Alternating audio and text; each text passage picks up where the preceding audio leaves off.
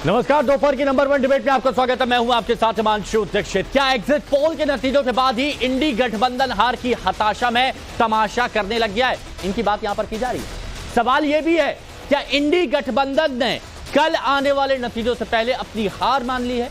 क्या इंडी गठबंधन को जनता के दिए फैसले स्वीकार हैं या नहीं है? और अगर हैं तो फिर चुनाव आयोग जैसी संस्था पर सवाल क्यों उठते हैं? दरअसल बौखलाहट में कल इंडिया गठबंधन ने चुनाव आयोग का दरवाजा खटखटाया, 5 मांगे रखी। इंडी गठबंधन की मांग है कि पोस्टल बैलेट के नतीजे घोषित करने के बाद ही ईवीएम के नतीजे घोषित हों। उधर बीजेपी ने भी चुनाव आयोग से चुनाव प्रक्रिया पर सवाल खड़े करने वालों पर सख्त एक्शन की मांग की है। सवाल है, क्या विपक्ष कल हार का ठीकरा ईवीएम पर फोड़ेगा या फिर सच को स्वीकार करेगा, चाहे जो भी रिजल्ट आए, हक में या फिर दूसरी तरफ? इसी पर बात करेंगे। पहले एक रिपोर्ट।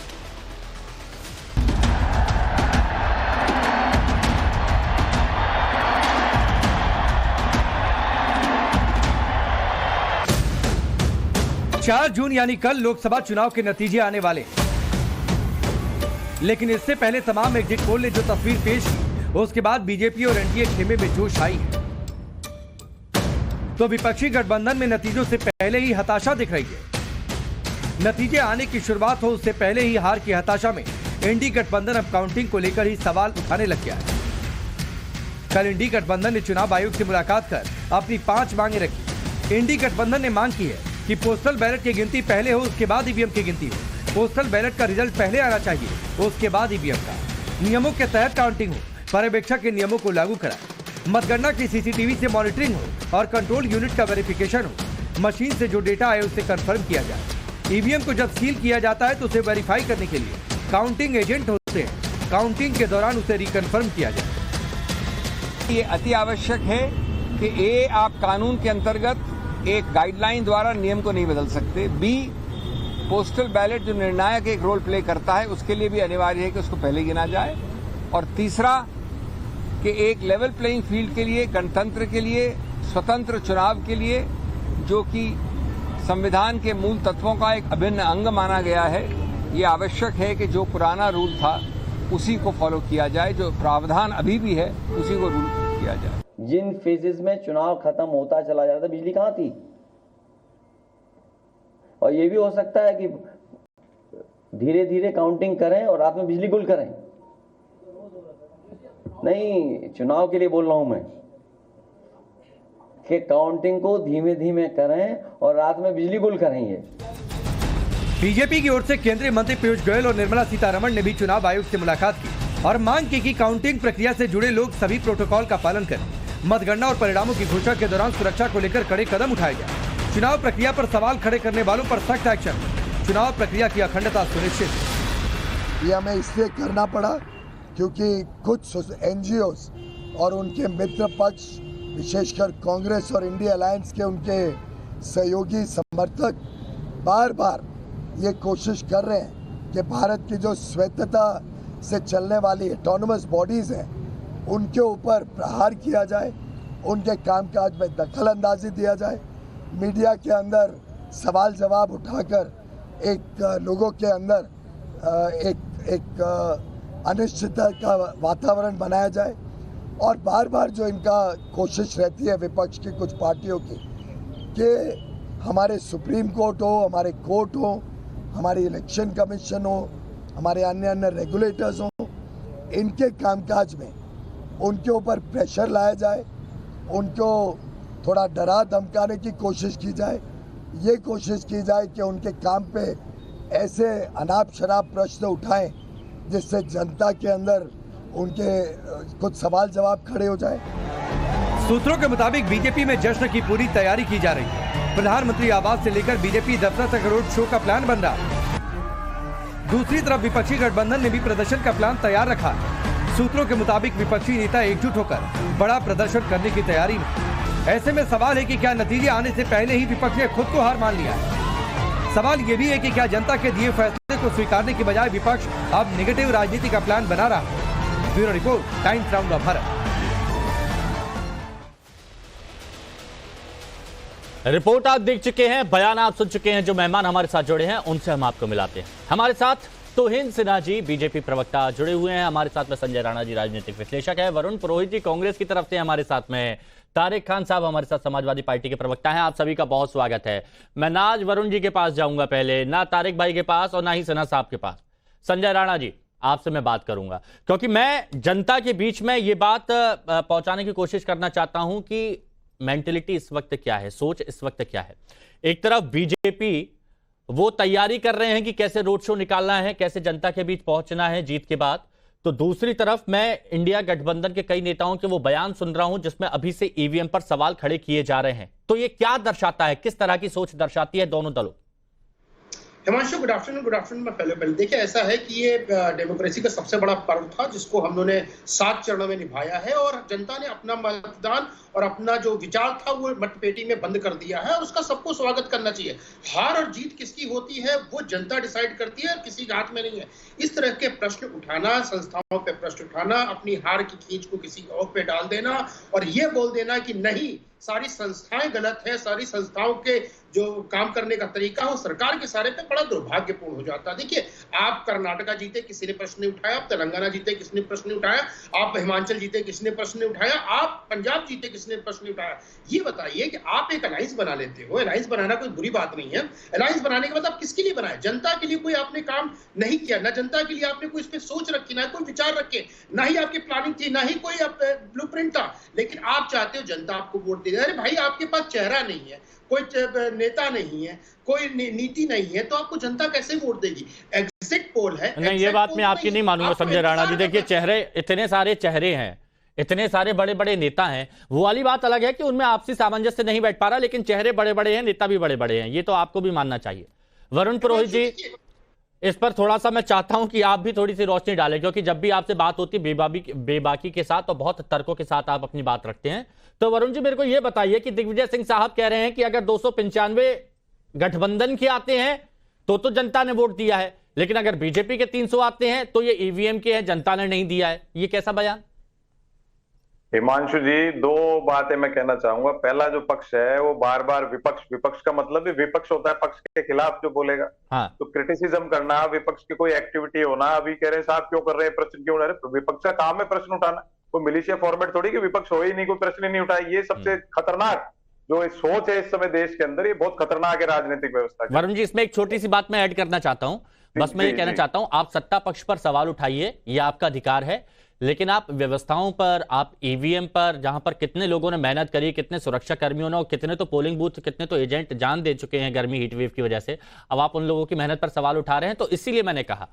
नहीं, मैं उस पर आता, लेकिन आपने पहले बीच में इंटरप्ट कर दिया। मैं पहले बात कर रहा हूँ विपक्ष की लोकतांत्रिक राजनीतिक व्यवस्था की, जो यहाँ बैठे हुए सब कर रहे हैं साहब विपक्ष के पास चेहरा नहीं है। नहीं भाई, मोदी जी चेहरा है, बाकी 140 करोड़ चेहरा नहीं है। किस प्रकार का नैरेटिव है? बाकी कोई लायक ही नहीं है देश के अंदर। ये जो खतरनाक सोच है ना कि खाली जो मोदी जी कहते वही सही, बाकी सब गलत और कोई प्रश्न मत उठाओ, ये बहुत खतरनाक सोच है राजनीतिक व्यवस्था के लिए। इसकी बात मैंने करी। अब जो विपक्ष की आप बात करो, विपक्ष ने चुनाव लड़ा, बढ़िया चुनाव लड़ा, देश का लोकतांत्रिक पर्व है, हमारे यहाँ लोकतंत्र है, डेमोक्रेट इलेक्टोरल डेमोक्रेसी है, बहुत बढ़िया चुनाव हुआ है। जब तक रिजल्ट नहीं आते, कोई भी प्रश्न उठाता है तो कोई अच्छी उसमें गलत नहीं है। अगर कल रिजल्ट आते हैं फिर एक्सेप्ट नहीं करे, फिर कैसा ईवीएम दोषी ईवीएम, जब उसको मैं गलत कहूंगा। रही बात विपक्ष की स्लीपिंग मोड की, जो मैं हमेशा कहता हूं, ये जो प्रश्न उठा रहे हैं ईवीएम पे उठा रहे हैं, मैंने आपको कई बार कहा है, मैंने साल भर पहले भी कहा था, हमारे मुख्यमंत्री जी को भी कहा था, स्थानीय निकायों के चुनाव और पंचायत राज जो होता है उसके चुनाव आप बैलेट पेपर से करवाओ। अगर विपक्ष की सरकारें बैलेट पेपर से चुनाव कराती पूरे देश भर के अंदर तो एक प्रेशर बनता, फिर आप पार्लियामेंट में प्रश्न उठाते, तो पहले से मूवमेंट चलाते। जब व्यवस्था शुरू हो गई, प्रोसेस शुरू हो गया इलेक्शन का, तो कोई भी संस्था उस प्रोसेस को हटा नहीं सकती। आप एकदम से सारी मशीनें हटा दोगे, बैलेट पेपर महीनों सालों लगते हैं प्रिपरेशन करने के। तो मतलब ये दिग्विजय सिंह का बयान, आप इसका समर्थन बिल्कुल नहीं करते ना? आप कहते हैं ना ये गलत है, जो कह रहे हैं कि 295 अगर गठबंधन की आती है तो सही है, जनता ने वोट दिया है, मशीन में कोई गड़बड़ी नहीं, लेकिन अगर बीजेपी को एनडीए को मिलता है 300 तो फिर गड़बड़ी है। नहीं, देखिए, मैं दिग्विजय सिंह जी हो, मोदी जी हो, कोई भी बैठे, किसी के पक्ष विपक्ष की बात, सबका अपना व्यू पॉइंट होता है, अपने सबको स्वतंत्रता है, उनके दिमाग में क्या चीज आ रही है वैसे बोलेंगे। नहीं, बड़े नेता है तो वो तो पार्टी का एक चेहरा हुए कि नहीं हुए? आप ही ने कहा कि चेहरा है, बहुत बड़े बड़े चेहरे हैं आपके यहाँ पूरे देश में। ये आप और मैं नहीं, क्या चेहरे क्यों नहीं बन सकते? तो दिग्विजय सिंह एक बड़ा चेहरा है ना, जिस चेहरे पर वोट पड़ सके। अगर उनका ये बयान समर्थन करेंगे आप? मैं किसी का समर्थन या गलत कहता ही नहीं हूँ कभी। मैंने मेरा विचार आप तो अपना स्टैंड रखते थे ना पुरोहित जी, हाँ वही रखा ना, मैंने कहा ना स्लीपिंग मोड में थे, चुनाव से पहले करते ये सब। मैंने आपको कितनी बार कहा, जब ईवीएम पे प्रश्न लगा रहे हुआ, चुनाव जब कार्यक्रम घोषित हुआ उसके पहले सर्वदलीय बैठक होती है, उसमें आप उठाते, नहीं बुलाई थी बैठक, आप अपना ज्ञापन देते उस समय चुनाव आयोग को कि भाई आप 9 तपा होता है, जेठ का महीना, सबको पता है, गर्मी सबसे बड़ा प्रश्न था, इतना लंबा चुनाव क्यों चलाया, उस प्रश्न को उठाना चाहिए था। वरुण पुरोहित जी, मेरे को यही लगता है कि कांग्रेस अगर अपने संगठन को मजबूत करने वाले नेताओं कार्यकर्ताओं को तरजीह देना तो कांग्रेस का भविष्य बहुत उज्जवल है, लेकिन ऐसा कर नहीं पाती है। ये जैसे आपने जो सुझाव दिया, जैसे आपने जो बताया, अगर उसको आगे तक पहुंचाया जाए, उस पर इंप्लीमेंट किया जाए तो कांग्रेस बहुत मजबूत हो सकती है, लेकिन ये शायद ऊपर तक पहुंचता नहीं है। हिमांशु जी, तारिक भाई, हाँ बता दीजिए, बोल दीजिए। मैं कह रहा हूँ 19 तारीख को मतदान हो गया था, फिर 10-12 दिन बाद जब मीडिया में छपा, जब प्रश्न उठा रहे साहब इतने दिन से डेटा क्यों नहीं दिया, अरे भाई आप राष्ट्रीय राजनीतिक दल, आप 20 तारीख को एप्लीकेशन लगाते थे, देना पड़ता डेटा इलेक्शन कमीशन को। ठीक है, 20 को नहीं देते, 21 को आप न्यायालय में चल जाते, तो आप खुद स्लीपिंग मोड में, और चुनाव होने कंप्लीट होने के बाद प्रश्न उठाओगे तो उसकी कोई औचित्य नहीं रह जाता। अब बताइए तारिक भाई, वरुण जी ने बहुत साफगोई से कहा कि अभी तक आप सो रहे थे और अब आप अचानक से जग गए और बोलते अरे अरे ऐसा कैसे हो रहा है, अरे वैसा कैसे हो रहा है, अरे ये तो बहुत गलत हो रहा है, तो मतलब ऐसे कैसे चलेगा? अच्छा, मैं कह रहा हूं कि ईवीएम पे सवाल उठाना या चुनाव आयोग की प्रक्रिया पे सवाल उठाना एक तरीके से गलत, चलिए मान लेते हैं हम लोग गलत कर, ठीक। 2009 में आडवाणी साहब ने कहा था कि ईवीएम से चुनाव कराने से लोकतंत्र को खतरा है। जीबीएल नरसिम्हा, इनके एमपी, ने एक किताब लिखी कि थ्रेट टू डेमोक्रेसी है ईवीएम, जिसकी प्रस्तावना खुद लाल कृष्ण आडवाणी जी ने लिखी। तो अगर बीजेपी अभी मान ले कि तब लाल कृष्ण आडवाणी गलत थे, हम अभी मान लेंगे कि हम गलत कर, मान ले कि तब लाल कृष्ण आडवाणी गलत थे। इनके अभी भी एमपी है जेपीएल नरसिम्हा, जिन्होंने पूरी किताब लिखी कि कितनी कमियां हैं दुनिया भर के संदर्भ, आप सर्च कर लीजिए अभी नेट, नहीं पता है, अभी भी एमपी बना रहा है।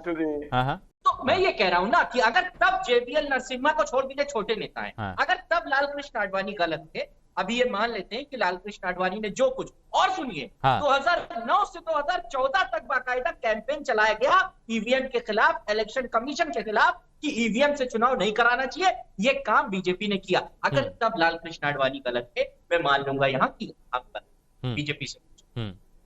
ठीक है, ये आपका पॉइंट हो गया, ये आपका पॉइंट हो गया। सिन्हा साहब, मैं आपके पास आऊं, लेकिन वरुण जी कुछ कहना चाहते हैं। हाँ, मैं कह रहा हूं, यही तो मैं कहना चाह रहा हूं, विपक्ष को समझ नहीं आ रही बात। आडवाणी जी गलत थे तो गलत क्यों थे, सही थे वो, आप क्यों सो क्यों रहे थे इतने टाइम? आपको पता है कि सरकार हर तरह से कुछ भी कर सकती है। जब आप आशंकाएं जता रहे हो 5 साल 10 साल से, तो आप अब जाके क्यों याद आ रही है? आपको साल 2 साल 3 साल से आंदोलन करने चाहिए थे, जाम कर देते दिल्ली, पूरा घेर लेते इलेक्शन कमीशन को, वो सब तो कर नहीं रहे हो आप। प्रश्न चिन्ह जब उठा रहे हो तो अरे तारिक भाई सुनिए, नहीं तारिक भाई सुनिए, आप एनडीए का बाद में जवाब दीजिएगा, पहले अपने साथियों का जवाब दीजिए, क्योंकि ये बहुत अच्छी बात है कि पहले तो क्या सोए हुए थे, पहले अपने साथियों के सवालों का जवाब दीजिए। 5 साल हमको आंदोलन बात का आप जवाब क्या दूं? उनकी बात सही है कि हमको अगर इस पे सवाल उठाना है तो बहुत लंबी प्रिपरेशन करनी चाहिए। मैं सिर्फ इतना कह रहा हूं कि ईवीएम पे सवाल सिर्फ इंडिया गठबंधन ने नहीं उठाए। नहीं, तो फिर यही बताइए, आम जनता भी यही कहेगी, तो आखिरी वक्त पर सोकर जाग जाते हैं, तो इन पर क्यों भरोसा करें?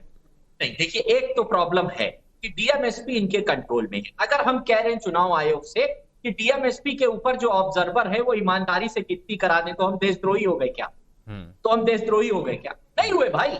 हम कह रहे हैं निष्पक्ष प्रक्रिया करा दीजिए। अगर हम ये कह रहे हैं कि भाई डीएम कोई बेईमानी ना करवाए, तो क्या गलत कह रहे हैं भाई? नहीं तो इसका मापदंड क्या होगा? इसका मापदंड कैसे होगा कि निष्पक्ष हुआ कि नहीं हुआ? जहां पर आपके कैंडिडेट जीतेंगे वो निष्पक्ष है, जहां पर हारेंगे वो निष्पक्ष नहीं है। मेरी एक 5 सेकंड बात सुन लीजिए। जैसे आप भी, बीजेपी भी जाकर कह दे बंगाल के लिए कि वहां के डीएम को डांट दीजिए कि न बेईमानी कराए, और जहां पर बीजेपी की सरकार है वहां भी करते बराबर। बस आ रहा हूं, तो हम तो ये कह रहे हैं आप भी कर लो। लेकिन ऑब्जर्वर जो जाता है, एक जो केंद्र सरकार भेजती है, उसके बाद नीचे डीएम के ही हाथ में सब। चलिए ठीक है, मतलब आप चाहते हैं कि बिल्कुल पारदर्शिता रहे और सही तरीके से चुनाव हो। अब तो हिंद सिन्हा जी, अब आप बोलिए, क्योंकि देखिए सवाल उठा रहे थे इंडिया गठबंधन के लोग, तो मैंने सोचा कि पहले सबकी बात हो जाए, फिर इकट्ठा आपके पास आऊं। बोलिए। पिछले 3 दिनों में कांग्रेस की जो हरकतें रही हैं वो बहुत शरारतपूर्ण रही हैं, और ये एक चिंता का विषय बन गया। आज दिग्विजय सिंह जी ने कहा कि 295 नहीं आएंगे, मतलब कि चुनाव जो है गलत तरीके से कराए गए, ईवीएम गड़बड़ है। ठीक है, कल राहुल गांधी ने क्या कहा कि 295 जो फिगर है उनका, उसका आधार क्या है? सिद्धू मूसेवाला का गीत कोई साइंटिफिक आधार नहीं है। शनिवार को जब पूरी दुनिया जो है एग्जिट पोल्स देख रही थी तो इंडी अलायंस के नेता दिल्ली में जमा होकर सिद्धू मूसावाला के गाने से प्रेरणा ढूंढ रहे थे, और वो 2095 का जो एक फिगर है वो एक काल्पनिक और भ्रमित करने वाला फिगर है। और तीसरी बात, जयराम रमेश जी ने जो शनिवार को आरोप लगाया था कि माननीय गृह मंत्री जी के द्वारा 150 डिस्ट्रिक्ट मजिस्ट्रेट को कॉल लगाए गए, जब उनसे प्रमाण मांगा गया तो उनके पास कोई प्रमाण नहीं है, वो नाम देने के लिए तैयार नहीं है। तो देखिए किस प्रकार की खुराफात की मानसिकता जो है विपक्ष में इस वक्त देखने को मिल रही है। इनको मैं याद दिला दूं कि हमने भी संघर्ष किया है, 2014 के पहले हमने भी संघर्ष किया है। अभी किसी कोई पूछ रहा था आपके शो में ही मैंने सुना कि 2009 के चुनाव में बीजेपी ने सवाल उठाए थे, संशय पैदा किए थे ईवीएम पे। देखिए वो ईवीएम पे संशय पैदा करने से ज्यादा वो एक इतनी सारी अनियमितताएं थी उस चुनाव में। आपको याद होगा चिदम्बरम जी का जो चुनाव था वो हार के बाद जो है अचानक उनको काउंटिंग के दौरान हारने के बाद उनको जीता हुआ घोषित किया गया था, और कई सालों तक लगभग एक दशक तक जो था वो मामला कोर्ट में रहा। तो मूल तौर पर एक अलग प्रकार की अनियमितताएं जो है 2009 में देखी गई थी, लेकिन आज वो बात पुरानी हो चुकी है। ईवीएम के विरोध कितनी बार विपक्ष जो है कोर्ट में जा चुकी है, लगभग 40-50 मुकदमे कर चुकी है, लेकिन ये सारे मुकदमे जो है खारिज कर चुकी है। ये सारे प्ली जो है सुप्रीम कोर्ट, हाई कोर्ट खारिज कर चुकी है। और अब स्थिति ऐसी है कि जो फालतू के आरोप लगाते हैं विपक्ष ईवीएम पर, कई बार उस पर जो है उनको जुर्माना भी भरना पड़ता है। अच्छा। मेरे ख्याल से न्यायिक व्यवस्था पर इनको विश्वास होना चाहिए और बेकार के आरोप इस वक्त नहीं लगाने चाहिए। ठीक है, अब संजय राणा जी ये बताइए, डीएम पर सवाल उठाए गए, डीएम की भूमिका पर यहां पर सवाल उठाया गया अखिलेश यादव की तरफ से। अब तारिक भाई भी यहां पर बोल रहे हैं, तारिक भाई भी यहां पर कह रहे हैं कि चुनाव जो है वो निष्पक्ष होना चाहिए, वहां पर डीएम को अपने पूरी जिम्मेदारी के साथ चुनाव कराना चाहिए। लेकिन ये तय कैसे होगा कि काम सही हुआ है? अगर कोई जीतता है, अगर मान लीजिए इंडिया गठबंधन का कोई जीतता है तो ये मान लिया जाए वहां पर सब ठीक है, अगर एनडीए का कोई जीत जाए तो क्या ये मान लिया जाए कि वहां पर डीएम ने गड़बड़ी कर दी है? देखिए हिमांशु, अगर अखिलेश जी यादव जी बड़े नेता हैं, लेकिन उनकी परिपक्वता पे अगर आप प्रश्न चिन्ह पूछे लगाएंगे और मुझसे पूछेंगे तो मैं उस पर प्रश्न चिन्ह लगाऊंगा। एक ऐसा नेता जो प्रदेश का पूर्व मुख्यमंत्री रहा है, प्रदेश एक पार्टी का सर्वोच्च नेता है, प्रेसिडेंट है, और वो ये बोले कि मैं 79 सीट जीत रहा हूं और एक सीट पे फाइट है, तो कहीं ना कहीं दिखाता उनकी सोच और समझ पे एक प्रश्न चिन्ह लगा देता है। अगर डीएम के पास किसी ने फोन किया, चाहे गृह मंत्री हो, चाहे कोई भी फलाने मंत्री हो या कोई भी हो, आके आप दिखा दीजिए। अभी सब लोग चुनाव आयोग पे प्रश्न लगा रहे हैं। आपको याद होगा 91 में जो राजीव गांधी साहब की हत्या हो गई थी, उसके पहले चुनाव चल रहे थे और चुनाव को 1 महीने तक का रोक दिया गया था और उनके अस्थि कलश को लेकर घूम घूम कर पूरे देश में माहौल बनाया गया था। अगर किसी की हत्या या मृत्यु हो जाती है, उस कॉन्स्टिट्यूंसी की ही जो चुनाव होता है वो स्थगित होता है और रोक दिया जाता है या बाद में कराया जाता है, पूरे देश का नहीं कराया जाता। ये अनियमितताएं थे। ये बता दें 2004 में सरकार किसकी थी? बीजेपी की थी। ईवीएम से हुआ कांग्रेस की बन गई। 2009 में कांग्रेस की सरकार ईवीएम से कांग्रेस की बन गई। 2014 में सरकार कांग्रेस की बन गई बीजेपी की। भाई एक ही चुनाव तो ईवीएम से भारतीय जनता पार्टी के राज में हुआ है, उस पर भी प्रश्न उठा देते हैं। ये प्रश्न उठा देते हैं कि ये बताइए कि जितने भी लोग हैं ये जो सरकारी इलेक्शन कमीशन में वो कहीं ना कहीं बिके हुए हैं या उनको पद दे दिया जाता है। मैं आपको 7 से 8 नाम बता सकता हूं, नेहरू काल से लेकर के मनमोहन काल तक जो इलेक्शन कमीशन में रहे, चाहे वो टीएन स्टेशन हो, चाहे वो आपके गिल साहब हो, जो कांग्रेस से जुड़े हुए हैं, कांग्रेस के चुनाव लड़े हैं, पद्म विभूषण पाए हैं और उनको चेयरमैन बनाया गया। तो ऐसे 7 से 8 ये मेरे पास अभी अच्छा वो कहावत याद आ रही है तारिक भाई, मीठा मीठा गप गप, कड़वा कड़वा थू थू। एक सवाल तो ले लीजिए, पूछिए, आजादी है आपको। मैं ये कह रहा हूं ना कि आडवाणी साहब तब गलत थे जब विरोध कर रहे थे, बस इतना बता। उसका बीजेपी ने जवाब दिया। कहा दिया, कहा वो बात पुरानी आप आज की चर्चा कर लीजिए ना। आपने प्रश्न चिन्ह लगाया तारिक भाई कि भैया इलेक्शन कमीशन वाले बीजेपी के हाथों पीछे हैं, ये बताइए। अच्छा संजय जी आप बता दीजिए, संजय जी आप बता दीजिए, सुनिए ना संजय जी, क्या थे? ये कहा जाता है कि सवालों का जवाब नहीं दिया जाता। सुनिए ना संजय जी कहते हैं सवालों का जवाब नहीं दिया जाता। तारिक भाई कह रहे हैं कि आप ही इस बात का जवाब दे दीजिए कि आडवाणी जी ने जब सवाल उठाए थे तो वो सही था या गलत था? मैं जवाब दे देता हूँ। ठीक। आडवाणी साहब ने सवाल जो उठाए थे ईवीएम पे सवाल नहीं उठाए थे, जो इलेक्शन पद्धति थी, इलेक्शन में धांधली हो रही थी उस पर प्रश्न चिन्ह उठाए थे, जिस पर बीजेपी प्रवक्ता ऑलरेडी अपनी सफाई दे चुके हैं। और सफाई चाहिए तो मैं 4-5 सफाई और देते हैं, लेकिन आपके पास जवाब नहीं है। आडवाणी जी पे बैठ जाते हो और एक पूर्व मेंबर ऑफ पार्लियामेंट पे बैठ जाते हो। भैया ये बताइए, आप 2012 में सरकार बनाए थे, ईवीएम से जीते थे ना, तो ईवीएम सही था। अब 17 में हार गए तो ईवीएम खराब हो गया मान्यवर। मैं ये कह नहीं रहा हूं ईवीएम सही है या खराब है। आप देश की जनता पे प्रश्न उठा रहे हो, देश की जनता की सोच पे प्रश्न उठा रहे हो। हाँ, कुछ ऐड कर रहे हैं। अच्छा, सिन्हा जी कुछ ऐड कर रहे हैं इसमें, सिन्हा जी कुछ ऐड कर रहे हैं, बोलिए। हाँ बोलिए सिन्हा जी। देखिए, मैं एक विनम्र सुझाव इस विपक्ष को देना चाहता हूं कि कल यदि उनको प्रोटेस्ट करना है ईवीएम के विरुद्ध, वो अपनी तेलंगाना, कर्नाटक और हिमाचल की सरकारों से वो इस्तीफा दे दें, क्योंकि पिछले 1.5 वर्षों में ये तीनों चुनाव हुए हैं। अगर उस वक्त ईवीएम सही थे तो अचानक ईवीएम गलत नहीं हो सकता है। एक मिसाल कायम करना चाहिए इस देश के विपक्ष को, फालतू बातें नहीं करना चाहिए, एक मिसाल कायम करना चाहिए। कल तीनों राज्य सरकारों से उनको इस्तीफा देना चाहिए इस विपक्ष को। इस पर रिएक्शन वरुण जी का लूंगा मैं।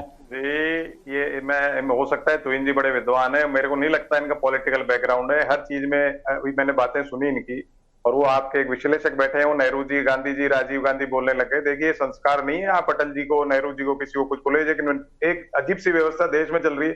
पूर्वजों के लिए कुछ भी कहो, अरे भाई माता पिता पूर्वज कोई पार्टी के हो, उन्होंने तैयार किया, इसलिए आज हम बहस कर रहे हैं। ये बता दीजिए मुझे। अरे क्या बता दीजिए, आप क्या बात करते हो, बेकार बहस करते हो बीच में। सुल्तानपुरी बड़े बुजुर्गों को जबरदस्ती कुछ ना कुछ कमेंट करते हो। आप अपने माता पिता पे करो, अपने दादाजी पे करो आप कमेंट। क्या कमेंट करते हो आप नेहरू जी पे, राजीव गांधी पे, अटल जी पे, किसी पे कोई क्या कमेंट करते हो उस बात पे? आपको खुद को आज ये जो हम कर रहे हैं ये पूर्वजों की वजह से, आपको कुछ पता नहीं। हिंदू धर्म की बात करते हो, पूर्वजों की वजह से हम जीवित हैं आज, पूर्वज रक्षा करते हैं सबकी।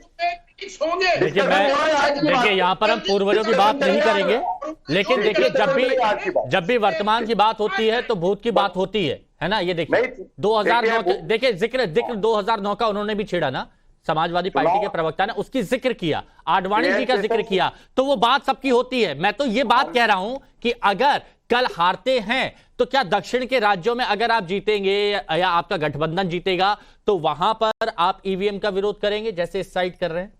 बिल्कुल नहीं करना चाहिए विरोध। मैंने क्या कहा, कल तक आप सब कुछ कर सकते हो, रिजल्ट आ गया उसको सलाम करिए, जनता के जो भी रिजल्ट आते हैं जनता को नमस्कार करिए। क्या डीएम की भूमिका पर सवाल उठने चाहिए? डीएम की नहीं तो क्या 75 साल के हो जाएंगे मोदी जी, तो क्या संन्यास ले लेंगे? नहीं, डीएम की भूमिका पर सवाल उठने चाहिए वरुण जी। बिल्कुल किसी पे नहीं उठने चाहिए। अब तारिक भाई बताइए, ये आपके सहयोगियों का सुझाव है। हिमांशु जी मेरी बात पूरी होने दो। चुनाव कार्यक्रम के ऊपर उठने चाहिए, जितने लोग आपने कहा मर गए थे, तो सरकारी कर्मचारियों की हीट वेव से उठना चाहिए। क्रिमिनल नेग्लिजेंस है ये क्रिमिनल नेग्लिजेंस है। आपने कैसे ऐसा प्रोग्राम बनाया? आप चुनाव आयोग को समझ में नहीं आता था कि देश का महीना है, उसमें 9 तपा आता है, गर्मी होती है, टेक्नोलॉजी हमारे पास, सारी व्यवस्था है हमारे पास, तो करा इतना इस चीज की जांच होनी चाहिए। मैं बात कर रहा हूं उसकी जो एक्चुअल प्रैक्टिकल इस समय गलती हुई है उसकी बात करनी चाहिए। ठीक है, इस पर ये अच्छा मुद्दा आपने उठाया, इस पर हो जाएगा। लेकिन अब ये बताइए तारिक भाई, जो सुझाव यहां पर वरुण जी ने दिया उस पर आप लोग अमल करेंगे? देखिए सर, एक बात समझिए, देखिए सर पे सराखों पे 22 हमारे खिलाफ रखा नहीं रखा, कोई हमने विरोध किया उसका। हम ये कह रहे हैं कि कुछ अगर त्रुटियां हैं जो प्रोसेस है, हम कह रहे हैं कि डीएम के स्तर पर कुछ गड़बड़ी हो सकती है, तो हम ये कह रहे हैं हम देशद्रोही क्यों हो जाते हैं? हम चुनाव प्रक्रिया का पूरा थोड़ी ना विरोध कर रहे हैं भाई। हम ये कह रहे हैं कि कुछ त्रुटियां रही हैं और वो त्रुटियां ये भी बताते रहे 2009 से लाल कृष्ण आडवाणी, उसी टाइप की 2-4 हम बता रहे हैं। अगर देखिए एक होता है त्रुटियां बताना, सुनिए ना, एक होता है त्रुटियां बताना। अब एक तरफ खुलेआम कह दिया जाता है एग्जिट पोल पर कितने लोग गर्मी में जाकर मेहनत करते हैं सैंपल साइज के लिए, तो वहां पर क्या कह देते हैं राहुल गांधी जी, वहां पर अखिलेश यादव क्या कह देते हैं, ये तो डीएम पोल है। वो क्या है? ये तो आप सीधा प्रहार कर रहे हैं ना, ये त्रुटियां नहीं बता रहे हैं, ये आप पूरा ठीकरा फोड़ रहे हैं। देखिए ऐसा है कि एग्जिट पोल के तमाम मानक हैं, आप भी करते हैं, हम लोग ने भी किया। हमारा एग्जिट पोल कह रहा है हम 50 से ज्यादा यूपी में जीतेंगे, 295 पार कर जाएंगे। हम हार जाते हैं तो हम तो विपक्ष में बैठे ही हैं और बैठने के लिए तैयार हैं। मैं यही तो कह रहा हूं, उसके लिए उसके साथ आप लोग आने वाले वक्त में खुद को मजबूत करिए या फिर सीधे ठीकरा किसी और पे फोड़ देना ये। लेकिन मैं ये कह रहा हूं कि अगर हम चुनाव आयोग से कह रहे हैं कि कुछ बातों का ध्यान रखिए, हमें शक है, तो चुनाव आयोग को आप भी जाके कह दीजिए आपको 30 सेकंड बर्दाश्त नहीं है, 30 सेकंड हम संजय रोक रहे राणा जी बताइए अब क्या होना चाहिए, कल की क्या तस्वीर दिख रही है आपको, शॉर्ट में बताइएगा प्लीज। सिंपल सी हिमांशु भाई, डीएम के हाथ में होता है माना, लेकिन डीएम कोई काउंटिंग नहीं करता है। एजेंट, पोलिंग एजेंट्स वहां बैठे होते हैं, सारे पार्टियों के पोलिंग एजेंट्स बैठे होते हैं, मशीन का नंबर उनके पास होता है, कितनी काउंटिंग हो रही है उसकी डिटेल्स, पल पल की डिटेल्स उनके पास आती है। फिर भी सरकारी तंत्र पे अगर आरोप लगाते हैं, बड़ा चलिए ये जनता को समझना है कि जनता ने धूप में निकलकर मतदान किया, लेकिन उनके मतदान पर अगर कोई सवाल खड़े कर रहा है तो उनको क्या जवाब देना है। बहुत बहुत शुक्रिया सभी का हमारे साथ जुड़ने के लिए इस चर्चा में।